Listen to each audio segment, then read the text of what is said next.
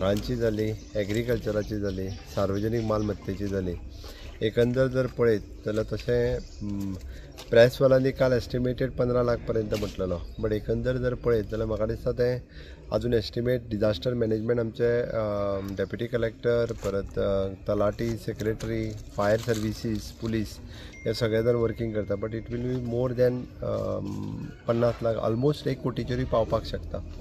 सगळ्यांचे एस्टिमेट करप सुरवात आसा. सगळ्या जाणांक डिजास्टर मॅनेजमेंटांतल्यान कितें जी मदत दिवपाक शक्य तितकी सरकारा कडल्यान डिजास्टर मॅनेजमेंटांतल्यान आमी तांकां मदत दितली. त्यांच्या घरांची डॅमेज जाल्या तांच्या खातीर वैयक्तीकूय बी म्हणजे एज अ आमदार ह्या नात्यान तांकां मदत दिवपाचें आमी डिसिजन घेतलां.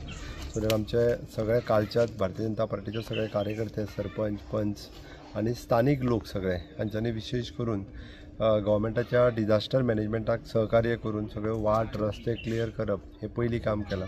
पण आयजूय काम सुरवात आसा, म्हणजे एका दिसान काम सोंपोवंक ना.